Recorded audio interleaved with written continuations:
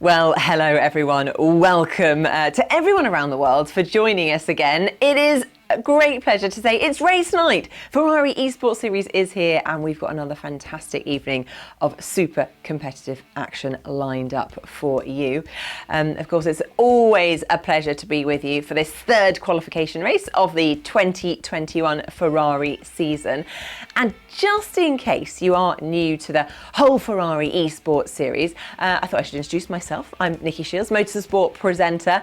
And well, I should probably introduce this guy behind me because whenever virtual racing engines fire up into life, you can be pretty sure that the very enthusiastic tones of a certain long-haired northern gentleman can be heard shouting his enthusiasm at the screen.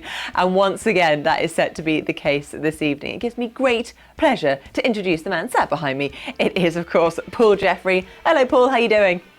Hello, Nikki. Hello, everybody, and welcome to the show. Can you believe it's been a month since we were last here, and now we're back for the penultimate race of the 2021 Qualification Series of the Ferrari Esports Series. We've got new drivers. We've got the beautiful Vallelunga circuit in Italy, and I cannot wait to get started to see which 12 of those drivers will make it through to the championship proper at the end of the year. Yes, exciting indeed. Now, actually, Paul, what would be really useful is if perhaps you could explain to us how the championship format actually works. For the 2021 Ferrari Esports Series, our drivers have to master one of four very different and very dramatic Ferrari race cars over the course of four separate qualification events. In order to be invited to these qualifiers, the drivers have to set a hot lap time for each individual round, the 24 fastest of which will be invited to a no-holds-barred fight on one of four very different circuits in order to secure the all-important top 12 finishing position. What does that top 12 finishing position win for you? It gets you into the main championship proper and the right to take part in the Ferrari Esports Series. Well, that all sounds incredibly exciting indeed. And of course, something that many of you across Europe have actually already taken part in over the course of the first three qualification events. And, you know, we have seen some fantastic performances, some really special moments, I think, already in the record books. But for those not yet fortunate enough to secure a place in one of the qualification races held so far, do not worry, because after tonight, we still have one race left to decide who makes it into the final championship season, and with it, of course, the coveted prize, the chance to become a part of the exclusive Ferrari Driver Academy. You get to represent Ferrari on the biggest esports stages. You can wear the prancing horse to work. I mean, what an honour, what an opportunity that would be. So if you do fancy your chances, make sure to head over to ferrariesportseries.gg, get yourself registered, get your hot lap qualifiers in for the final round at Zandvoort because they're opening very soon. Now, try not to get ahead of ourselves too much. Last time out at Laguna Seca, we enjoyed an exceptional performance from a series returnee, Arnaud Lecombe, the French driver, of course, showing undeniable class at the front of the field with a dominant performance in California. He took a race victory by a whopping, wait for it, 18 seconds from Luca Tavanari and Francesco Molinaro. It was really spectacular. I mean, a level of dominance that we haven't seen before in the history of the Ferrari Esports Series. And I think a very important notice of intent from Lecombe to his competitors. Clearly very hungry to go all the way to championship success this year. Now, while Lecombe and the podium finishers all drove near faultless races up front, we did see no less than 12 drivers move through to the main championship cohort. And I'm going to hand over to Paul now to take a look at who finished in those all-important qualification positions last time out. Arnaud Lecombe would convert pole position into a commanding race victory, 18 seconds to the good of Luca Tavanari and Francesco Molinaro rounding out the podium places. Nico Puntola finished in fourth place ahead of Mattia Degoni in fifth, Tony Biogrand in P6, Altinel in seventh, Angela Colavito P8, In 9th place was Italy's Leonardo Pagano, and in 10th position was Noah Rodriguez. Jacob Stremidlo from Poland and Daniele Passardi round out the top 12 qualifiers that make it through to the main championship proper later this year. Well, huge congratulations once again to our qualified drivers at Laguna Seca. Impeccable performances, I'd say, from pretty much one and all of you. Now, don't forget, if you missed the action live, do not worry. You can always head over to the Ferrari YouTube channel and check out the Ferrari Esports series playlist. And here we're actually going to curate all the very best action or the best insights. There's going to be tutorials there that you can view over the course of the year and the season ahead. So do check it out. Really immerse yourself into the world of Ferrari on the virtual racetrack this season. And of course, if you aren't a driver yourself, well, you can actually still register to take part in the contest and actually be in with a chance to win big, because at every race event, the Ferrari Esports series will feature a special prize draw competition. Yes, you could win this, because someone from the list of registered participants have the chance to take home pretty awesome prizes. Now, there's no entry fee, just chances to win. You can be part of the Ferrari Esports series. So really, you have nothing to lose. Get yourself registered now and be in with a chance to win something next time out at Zandvoort. Now, if you remember, we started the 2021 Ferrari Esports series with the sharp, one of my favourites, the Brands Hatch Grand Prix circuit in England, of course. That was back in April for the first event of the year. Then our next set of hopefuls had the pleasure of the warm Californian sun at Laguna Seca for the Qualification Race 2. And now we're heading to another very different and actually rather difficult track in the form of the rather underrated Autodromo Vallelunga Piero Taruffi, or Vallelunga for short, which is what I'll be calling it. Now, it comes in a little over 2.5 miles in length, and Vallelunga, of course, is deceptively difficult. It's a really tough one to master, and it requires drivers to measure both their patience and bravery in equal measure.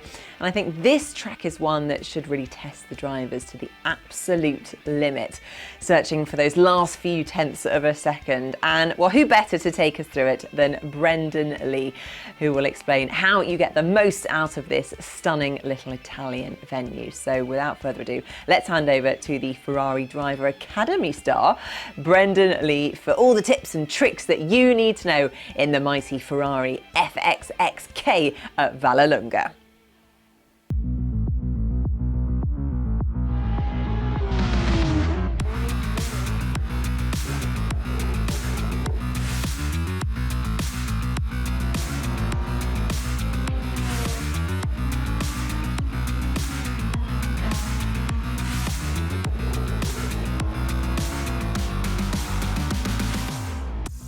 Welcome to the Ferrari 101 track tutorial in Vallelunga, Italy. Hi, I'm Brendan Lee, and I'm going to take you for a hot lap around Vallelunga. Before going to the hot lap, let's talk a little bit about the car. With a maximum horsepower of 1,050 horsepower and lower downforce compared to GTs, the Ferrari XXK is extremely fun to push the limit, although it's very easy to activate the traction control and ABS from its high G-force pulled in corners. The car also has a massive exploit within its electrical power. It has a qualifying mode, a race mode, and can also be used in long distance races. So it's actually really exciting. Similar to the technology on Formula One cars now, you can use it in many different ways. We are here in Italy for a lap of Vallelunga. Let's start the hot lap. We start the hot lap with a very fast corner, shifting down from 6th to 5th. It's very important not to take the grass on the exit. Before turn 2, we don't have a clear reference for the braking zone. As you can see on the left-hand side, there's an orange zone on the guardrail. Use that as your brake marker. Shifting down to 3rd and looking for both apexes, trying to stay nice and tight. Watch for the line on the exit and keep to the left, as it will help you on the next straight. We arrived to turn 7. We brake between the red light and the 100-meter board, shifting down to 2nd gear. You have multiple ways to this corner. I personally like an early apex. Then before turn 8, we brake just at the white line on the track. Shift down to 1st gear. and turn 9 is easily flat out, but you have to watch out for the line and to not have much oversteer. Then we keep to the middle of the track and then shift down to second gear. We keep as close to the inside curb, and we shift then into first gear for the very slow turn 12. Also there you can look for an early apex. There's not too much straight on the exit, you don't need to worry about a long run. Then we have turn 13 and 14, a fast chicane. We brake at the beginning of the right-hand side curb and brake down to third gear, then into the right-hander. We can also shift down another gear to make the car step a bit better, then short shift to third after to help the traction. Finally, we brake into the last corner. On the left-hand side, there's a white line for the braking zone. We approach the final corner in third gear, staying as close as possible to the inside, and that is the lap of Vallelunga. Wonderful stuff there, Brendan. Thank you. A great bit of insight into what is clearly a rather challenging piece of virtual tarmac. Not to mention that car, absolutely mega. But lots of things to think about. These drivers are really going to have to get to grips with the course quickly in this upcoming 30 minutes race. Now, don't forget, because these Ferrari 101 tutorials are all going to be available on the Ferrari YouTube channel. So if you do want to watch them back, see if you can get a few hints and tips from the professionals, of course, the Ferrari Esports stars. And they do actually make for some really informative and entertaining viewing. So I would highly recommend giving them a watch. And also see if you can pick up a few useful hints and tricks for your own performance out on track. Now, the clock is very much ticking towards the race start time now. Paul, however, before we get underway on track, it's probably worth mentioning the incredible effort that everyone has put into setting a time in the Ferrari Esports series, because once again, you know, we've been absolutely astounded by the amounts of you guys at home attempting to set a time for this race, and the speed, the dedication that you've shown is really a credit to everyone who's attempted to set a time on the hot lap leaderboard. But as ever, we can only take 24 of those drivers forward to the qualification race for this round. So let's have a look at some of the names that are going to be lining up on the grid for the race in just a few minutes' time. Davide Adami tops the qualification times for this race once again. The Italian trying to make the qualification for the Ferrari Esports Series proper. Bastian Marti from France is another driver to keep an eye out, as is Gaetan Noge, who was 4th overall in the times. Oscar Barco from Spain is a new name. Jurica Slovanak from Slovenia as well. Another very fast driver we expect to see plenty of in the race ahead. Mattia Grassi from Italy. Marc Robert also from France joined the field. Francesco Andrassi as well in 59th quickest with a 1 minute 30.04 second on the clock. Well, I'm sure you will agree that is another epic collection of drivers about to do battle in a few moments' time. Now, speaking of epic drivers, I am delighted to say that I'm joined by not one, but two of those epic drivers here in the commentary box today. Once again, I'm joined by former F1 Esports World Champion Brendan Lee, and we've got a special guest. Today, it will be Ferrari Driver Academy Junior Hot Prospect and no less than 5 times Formula 2 race winner Robert Schwartzman. An incredible talent, one of the hottest prospects in junior motorsport today. If you've not heard of the name already, you will hear plenty of him, I am sure, over the coming years as he looks to break into the open wheel big time racing circles. So Robert, Brendan and I are all ready to go. Let's hit the track and see if the battle will commence for the third and penultimate qualification race of the Ferrari Esports Series. Looking resplendent in the sunshine, 4.085 kilometres, 15 corners make up the Vallelunga racetrack here in Italy, and our drivers are about to embark on something of an adventure. Qualification has already taken place here at the track, and pole position would fall the way of Bastian Martin with a 128.405.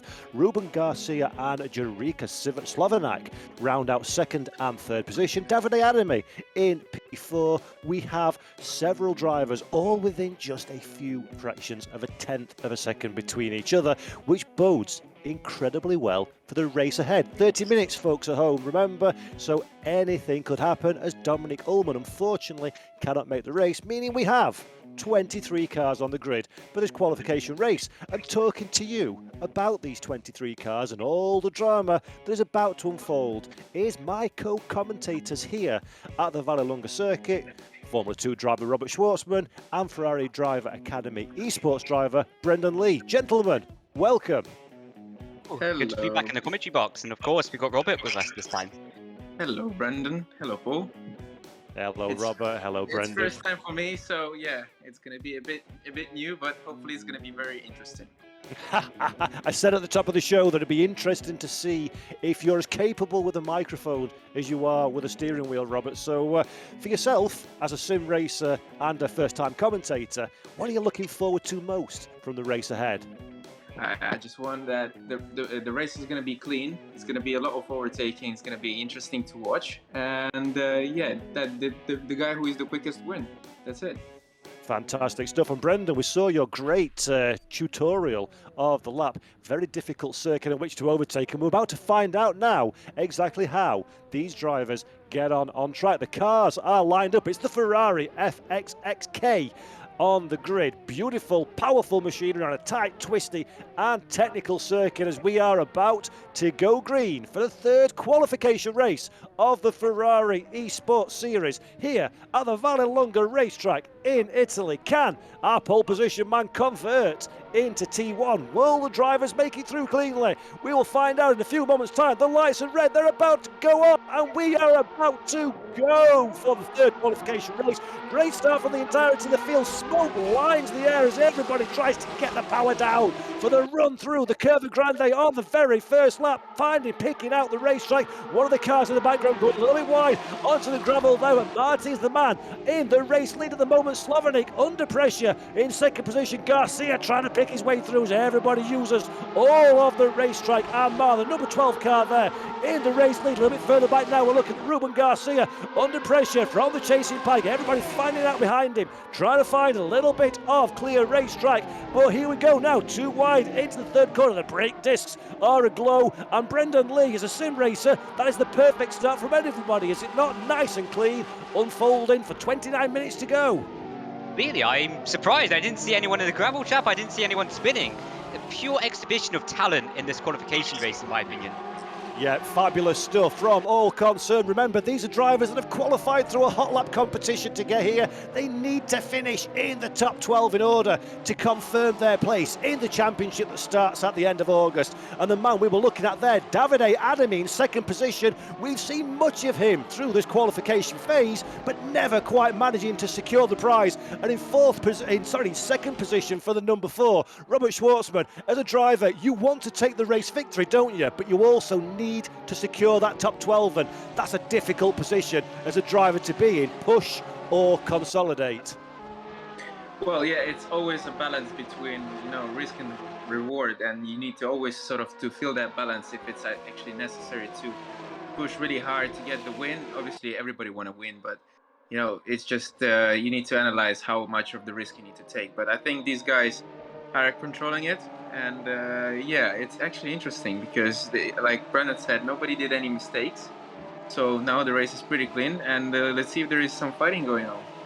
Yeah, good start so far. We'll look at Gator Noj now in the yellow Ferrari at the back of this pipe. We see a couple of cars just further ahead. That's Murray Stryker and Philippe going side by side. Noj throws the car down the inside. Last of the late breakers, gallons it all up on corner exit and takes that position. So 7th place on Pompili there. Great overtaking manoeuvre from the driver in the yellow car, the back of this shot. The man we're looking at now, Maurice Stryker, though, currently in 5th position, trying to find a gap to the cars ahead of it, behind him, should I say. And get Brendan on a track like Vallelunga that we're at now. It's a tight, twisting circuit as we see there. Stryker going a little bit wide. Luckily, he's able to get the power on for the short straight, but now his rival Philippe goes to the outside. He'll try and turn that into the inside for the run off of the corner. Not quite enough momentum at this stage. And Brendan, as a driver, what's the best overtaking opportunity for you on a circuit like this? Is it under braking, or is it on acceleration and getting a better run through the turn?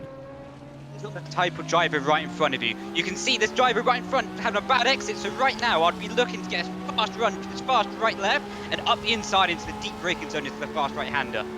Yep, slipstream's going to be quite powerful here at this circuit. We're going through Curva Grande now. Very fast right hand, a little bit of a dice on there, trying to keep the car pointing in the right direction. The Ferrari FSXK, a very lively machine indeed. This is Kamil Filipek now. We're riding on board with him. You can see how concentrated he is. He's got the lights down. He's focusing on the task in hand now, and he goes to the outside. So Filipek trying to find a way past around the outside. Can he make this stick on Maurice Stryker? Ooh, sideways, running on all of the width of the racetrack. That opens the door for the car behind as well. So Stryker now very much in the heat of battle. Robert, this is great racing, isn't it? Yeah, that's lovely. I like that. The three cars are fighting, even the fourth one behind.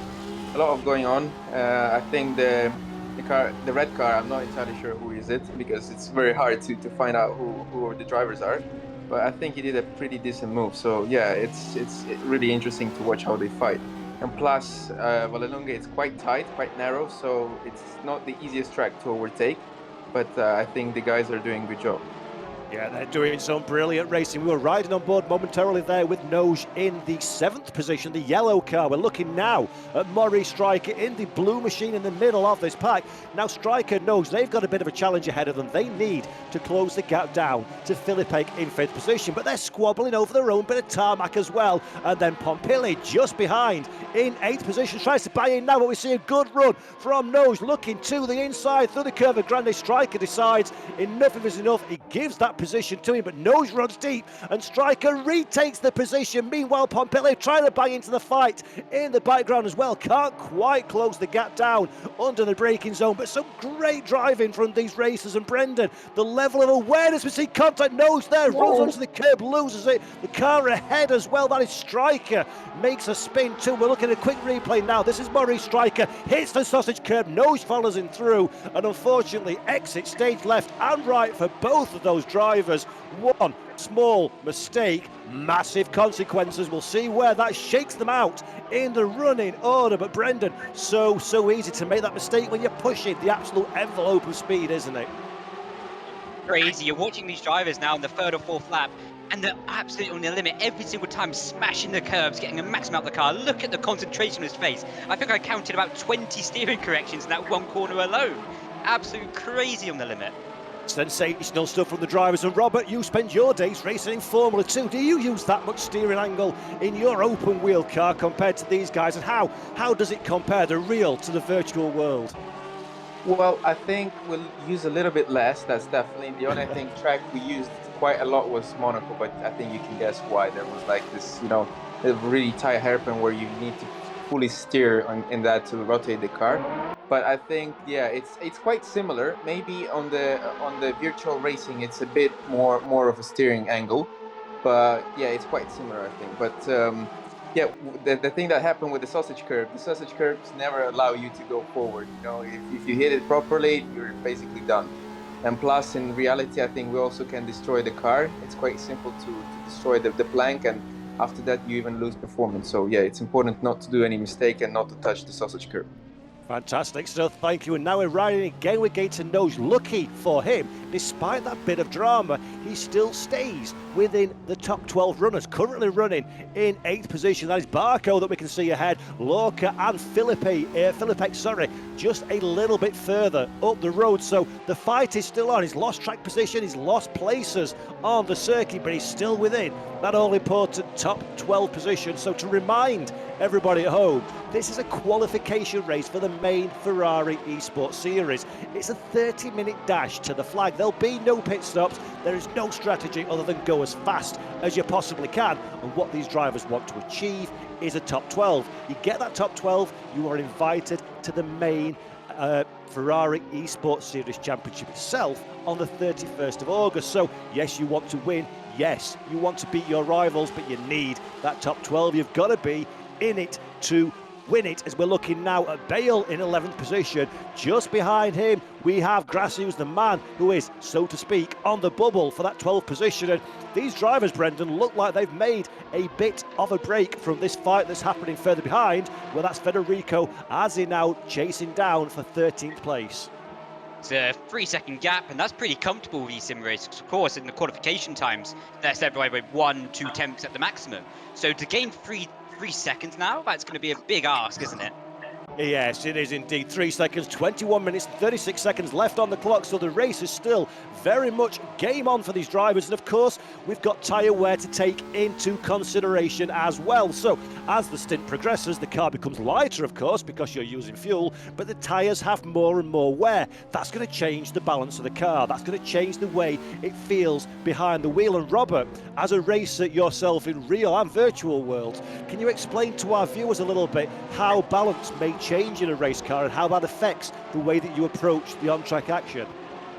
Well, I think the difference is huge. It's actually huge because when you drive, especially in real car, it's very important to not kill the tires or like overheat the tires, because if you overheat the tires, they basically get destroyed very quickly, and then you basically just lose completely the balance. And yeah, there is a help with the fuel effect. So when the car becomes lighter, it's a bit more simple to sort of be a bit quicker, and the car is a bit more easier to drive. But at the same time, I think the tire drag, it still hits more, so you still lose the tire performance and general performance on the time. But yeah, it's I think the tire drag is the most important thing for us, at least in Formula 2, to keep an eye on to win races, because the better you keep the tires, the more performance you have, and therefore it's easier for you to win races. So yeah, I think also in the sim racing, it's one of the main key. But I think it's up on more to talk about this to Brendan, I think, because Brendan has way more experience than me in sim racing. So I wonder if it's the same as in reality or not. Superb insight, thank you, Robert. And while you were talking, we saw plenty of drama out on the track. Nose trying to find a way past into 6th position, ran deep after making the overtaking manoeuvre, did well to keep the car on the grey stuff, but that allowed Barco and also Pompili to buy in to this fight. So now Brendan from Nose has gone from the attacker to very much the man on the defensive in 7th position at the moment. 2 Ferrari FXXKs fighting for that same piece of tarmac as the yellow number 14 that we're looking at on our screen at the moment. And Brendan is starting to get a little bit sloppy in his driving, missing apexes, a bit too deep into corners. Then could that be an effect of the tyre wear, or is it simply a case of pushing too hard to make up positions at this phase in the race? Robert alluded to the surface tension. It's actually side-by-side action into the final corner, up the inside. Beautiful manoeuvre. The car in front just went a bit wide, but as I was saying with the tyre temps, he's probably overheated the surface a bit. He's probably overheated himself as well. It's very hot climate at the moment in the world. So again, up the inside into the fast right-hander. Oh, big contact. Oh, contact between 14th and 15th position. That is Laws, and I believe it was, I'm not quite sure who the other car involved in that one was, but 2 cars trying to come together where there's room for only one, and unfortunately contact between the pair of them. No doubt the stewards will be interested to look at that one in more detail as this race progresses. But we quickly go back to the fight for 7th position once again. This yellow number 14 has been in the heat of battle throughout the race, and again throwing back a question to you, Brendan, is do you continue, very squiddly on corner exit, do you continue the fight, or do you allow the cars around you some space and just consolidate that top 12? I think right now, consolidate it. You've got 18 minutes left to go. What's the point in throwing it in the wall? We saw 10 seconds ago someone almost spinning. If you spin, you're out. And then speaking of spinning... Oh dear, that's not one but 2 separate pieces of contact, and that is inside the top 12, so that is Grassi that we're looking at, was in 10th position. Sorry to interrupt you there, Brendan, but let's have a look again. Alfonso Lorca now on the outside. This is the instant that we saw a little bit earlier on. Loses position to Gator Nose that we're now riding on board with. So Nose that we've seen in the yellow car, the number 14 we've seen plenty of, goes down the inside into the chicane, gets a little bit of corrected steering lock, but manages to survive. So that is a position change. That moves Nose up now into 6th position. The contact that we saw earlier with this man Grassi in 11th position. Fortunately, both cars managed to survive relatively unscathed from that drama. And in fact, Grassi now is banging back into this one down the inside of Bale for 10th position. A little bit later on the brakes, keeps the car nice and neat to the inside. Bale on the outside line, left out to dry somewhat as he now trying to find his way past as well. He's got the outside line for the next corner, nothing doing there, gets late early on the brakes, tries to tuck the car back up the inside, not enough room though. Bale knows exactly what to expect and has the line covered professionally, but he's now under pressure. And Robert, this is some spectacular racing so far, isn't it? Yeah, it's very interesting because, you know, like you said, it's top 12. Everybody wants to be in that top 12, so there is a quite big fight going on for that zone to be in top 12. And yeah, we've seen some contacts. Unfortunately, some of the guys have had an incident. But yeah, I mean, it's really interesting to watch. It's actually quite a spectacular race. Yep, some fantastic stuff. I was kind of hoping for a bit of a steady race so we could talk to you more about your racing and sim racing experience, Robert, but it's been very, very busy indeed now as we're riding on board with position 12. This is a scene now in 12th position. Look at the top of your screen, you can see the rear view mirror. That is Foster behind in 13th place. So this is a critical moment of the race for these two drivers. They need that top 12 position to break down now into the right-hand hairpin, catch the bump, pushes the car out a little bit wide, corrective action on the steering. The rear of this Ferrari FXXK always wanted to step out as you put down considerable amounts of horsepower onto the tarmac. I've got a bit of a gap now, so the white car in the background has dropped back a little bit, and Federico as he can now concentrate on fighting once again with those in front of him. Whoa! Wide onto the AstroTurf at the outside of the circuit, manages to keep it pointed in the right direction, but these guys are on the absolute limit. And Brendan, you've done more than enough sim racing in your career so far. How difficult is it to keep on the absolute outer limit for a full duration of the race when the drivers are so close and competitive as we see today? So difficult. And of course in the sim race we don't have the real G-forces like Robert has in the real life, but we have the same mental sort of exaggeration, really, what's happening in the sim. So you have to stay focused on your 110% of your body's limit and its capacity is one of the hardest things I've ever done in my life, to be honest. Fantastic stuff. And Robert, we've seen plenty from Brendan on his Facebook page and his social media accounts in time, doing plenty of training, plenty of kilometres running. Now he's joined the Ferrari Driver Academy eSport team. And have you found it surprising how physical eSport racing can be compared to what you're doing for your day job in the real world? It's more than just sat behind a computer screen, Robert, isn't it? Yeah, it's a lot of tension going on for sure. And even though when I did some esport races, like when you're done, you're like fully sweated because the amount of sort of attention you pay when you drive and concentration, it's incredible. So like Brendan said, it's 110%. And yeah, in real life you use sort of the G-force and other things, but still I think, to be honest, I think visually it's even more like hard, the sim racing, than the real life, because in real life, I don't know, maybe your look, it's a bit more like used to sort of real life. When you're looking at the screen, you concentrate even more, so you're getting tired even quicker. So I think it's even more demanding on your eyes and on your concentration. So yeah, well, it's a hard one. Speaking of demanding on your eyes and concentration, you said looking at the screen, but of course sim racing comes in all different shapes and sizes, and our race leader Bastian Marte that we see picture in picture here is using virtual reality. He's got the VR headset on his head, so that'll be incredibly warm, no doubt for Bastian, but a massively immersive experience. And Robert, you're part of the Ferrari Driver Academy, and of course you've got the eSport guys, the Brendan Lees, David Tinitz, the Gianni Di Salvos of this world under that umbrella as well. Do you guys from the real racing often communicate with the virtual racers and talk about your shared experiences together when up at Maranello?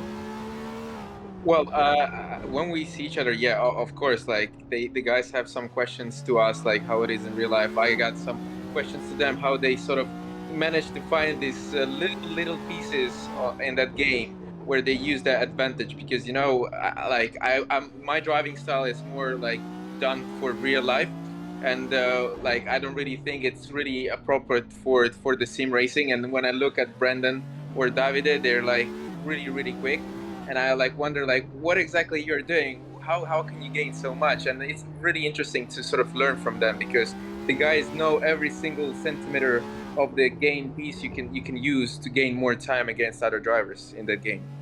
Fantastic insight. The worlds of real and virtual motorsport continue to collide. And meanwhile, out on track, Bastian Marti still our race leader from 1.5 seconds from Davide Adame in second position. Slovanak currently holds third ahead of Garcia. Filipek and Noj are fifth and sixth. We're looking now at the fight for 13th place. So Federico Azzi has dropped out of that all-important top 12. Foster has taken the position. So Azzi that we're looking at now in the black and yellow Ferrari FXXK is currently the first of the drivers that will not make it through to the championship proper in August. So he has got some work cut out ahead of him in the next 11 minutes and 10 seconds out on circuit. But coming down again through the Curva Grande, a very fast chicane here, hard braking into the right hand hairpin at this moment in time. And Brendan, you've dropped from 11th to 12th and now to 13th. You can see the place that you need. You can taste the thing that you want to achieve from this race right ahead of you.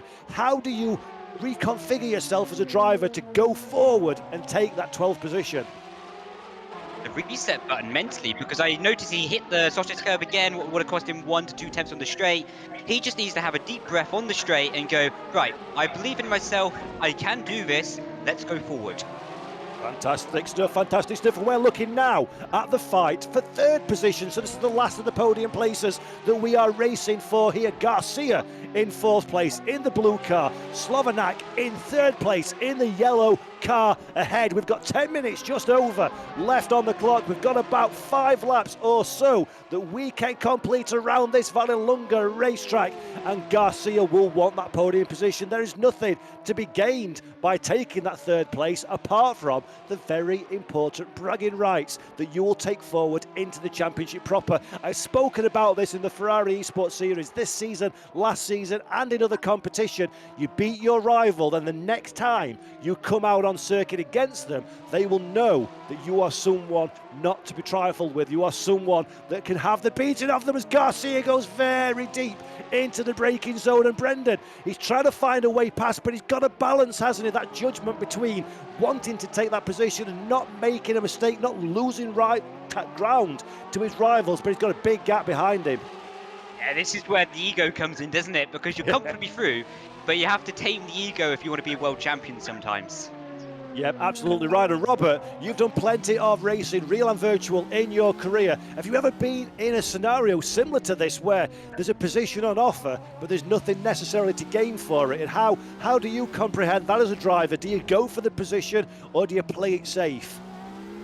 Well, as I said, it's the balance. It's the balance you need to sort of understand, like how much you can gain and how much you can lose. And if the gain is way less than you can lose, it's, in my opinion, it's much more important to sort of keep it a bit more safe. And anyways, if it's not the final race, it's not the judgment race, so I would just keep it nice and steady and clean, and you know, just use all that maximum power you have on the main race, basically. Because in the championship, when you have a long championship in generally, you need to always focus and think about the points. And here guys need to think how to keep that sort of position in top 12 to get that sort of chance to go to esports. And as a professional elite sportsman, Robert, is that a mentality that comes naturally to you, or is that something that you've had to practice and learn as you've built experience over your career? Well, it's I mean, yeah, I had to sort of get used to that, because you know, when you're a bit younger, you're more like sort of how we can say like, I don't know, a bit less, you have less sort of experience, and therefore in that kind of situation you get a bit more hyped, and you're like, oh well, I really want to gain this position, and it's really easy to do a mistake and basically lose everything. And after a few sort of tries that I had in the past where I sort of lost, I sort of told myself, right, look, I did a mistake, I tried, it didn't pay off.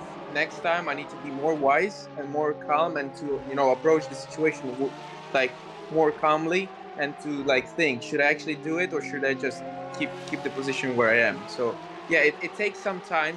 It takes time. It takes some experience, but well, I think at some point you will arrive to that.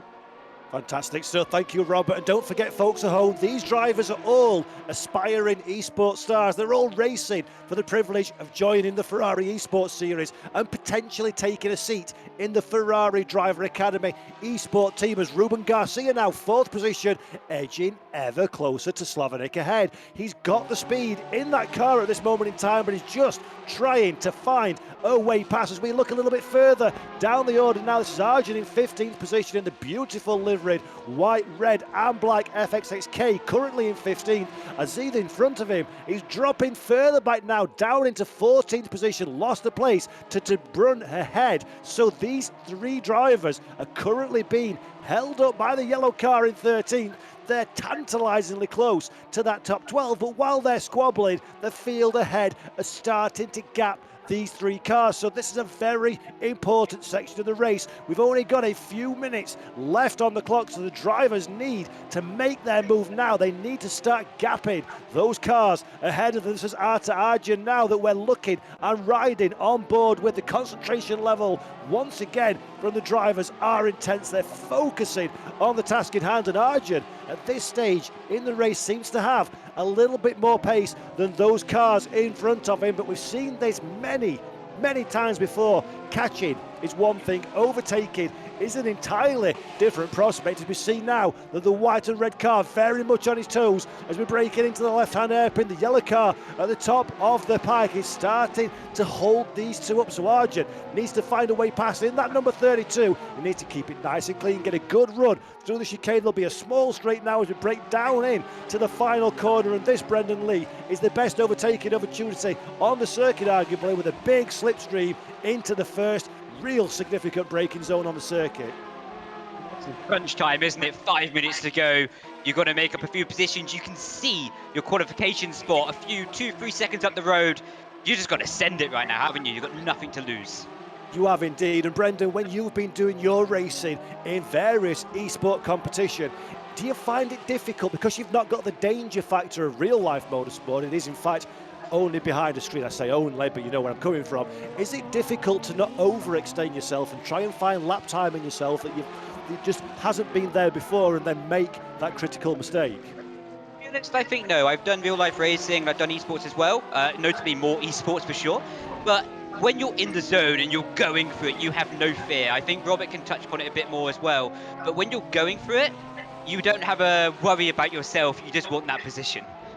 Yeah, absolutely. As we've seen now, the little brake wing at the rear of the FSXK, trying to keep the car of Ruben Garcia on the straight and narrow through the final corner. This is the big slipstreaming area that we spoke about. The fight now is for that bottom step of the podium. Slavanak ahead in the yellow machine. Garcia sideways through the little fast chicane, heading down into the first big braking zone on the circuit. A lot of time can be made up by being keen on the brakes and hard on the accelerator. Use the full width of the racetrack. Understeer, you pick up understeer through the exit of the corner. You've got to be careful not to dip 2 wheels onto the gravel that we've seen a couple of drivers do already in this 30-minute race. But Garcia now placing his car aggressively on the racetrack. Got a good front end through the right hand and manages to pull the car around quite nicely compared to Slavanik ahead. But Slavanik has that all-important track position. He will be marking Garcia in his mirrors. He'll be covering the inside line. He'll know where he is vulnerable to his rival. These two have been close together now for several laps in this race. And Robert, as an attacker, do you weigh up where you are faster than the car ahead of you, and how do you make that decision where you want to affect the overtake if possible? Well, yeah, I mean, yeah, if you see clearly where you're faster, you definitely will see which type of corners you are faster. So it's quite visual. I think also Brendan in the sim racing can see that. So he's seeing where he gains, basically. He knows that he's quicker in that corner. And there it's important just to sort of prepare a right exit. So you know you're very, very close to the guy in front. It's important just to have a really good exit, to use all that momentum and also to get as much as possible of the slipstream and basically launch him in the braking zone coming to the next corner.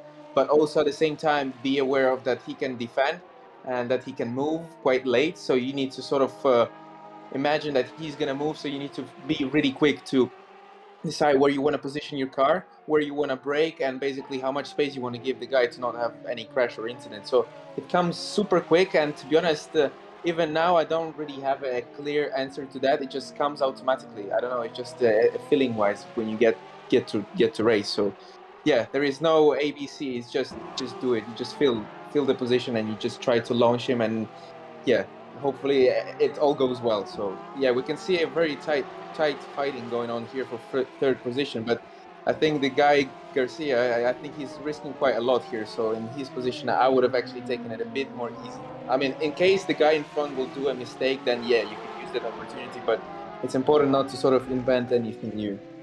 Yeah, Ruben Garcia is very much looking to try and tap into those feelings that Robert Schwartzman told us about there a few moments ago. Garcia, fourth position on the track, a little bit tight, a little bit wide, into the chicane. That compromised him on corner exit, but to no disadvantage significantly from Slovenak ahead. He seems to have a very, very sharp front end on that number 8 machine that allows him to get into the corner nice and early. That will allow him to get onto the throttle quickly. This is the final lap of the race, and Brendan Lee, this man here, we've not seen much of him, but Bastian Martins drove a fantastic race so far. Full race, especially because P2 is only 1.2 seconds behind, what means he's been absolutely on the limit. 7 seconds back to P3, so these top two have been a class of their own. Beautiful driving. Yeah, great performances from the entirety of the field, to be fair, but in particular, these two drivers at the front of the field. Half a lap to go. Davide Adami in second position will be incredibly grateful for finally managing to get the job done and secure his ticket to the championship proper. Our race leader so far is coming through the final section. This is the most technical, the slowest part of the Vallelunga racetrack. He'll be playing the game nice and smoothly, making sure he spots his braking point, make no foolish mistakes, take care of the car, take care of yourself, stroke it home to the checkered flag, and Marty has done everything he needed to do and more in order to take this race victory. As we're coming through the final corners now. This is the Ferrari Esports Series qualification race number 3 at Vallelunga. Marty goes through the final corner. Bastian Marty is about to take the checkered flag to win the third qualification race in the Ferrari Esports Series. In second place is Davide Adami. In third position will be Slovenak in a few moments' time if he can hold off the advances of Ruben Garcia. Yes, he can. Filipek takes 5th position. Noj, after a dramatic race full of excitement, is in 6th position. Lorca in 7th. Barco is in P8. In 9th position is Pompele. In 10th, Grasse. In 11th position is Bale, and Forste takes the glorious final ticket to the championship proper. Robert Schwartzman and Brendan Lee, your thoughts on what has been a dramatic race, please, gentlemen? Dramatic, but really entertaining and really, really amazing driving from everyone, but especially the top 4 in my opinion. And Robert, if that had been your usual Formula 2 battle, there'd have been some front wings missing, wouldn't they? Yeah, well, it was a fabulous race. I would say there was a lot of fighting. There was some small incident, but as we saw, there was nobody that was going off the track or doing some mistakes. So I think it was pretty clean and nice race. So yeah, well done to the guys. Well, thank you very much, gentlemen, for joining me in the virtual commentary booth today for this third qualification race of the Ferrari Esports Series. Some fabulous driving that we've seen throughout the entirety of the grid. A very deserving podium trio of drivers, and all the top 12 secure their place in the championship proper. Fabulous stuff. Thoroughly enjoyed. Well done, guys. Thank you for your time. Ciao, guys. Ciao, guys. Thank you for watching. Ciao.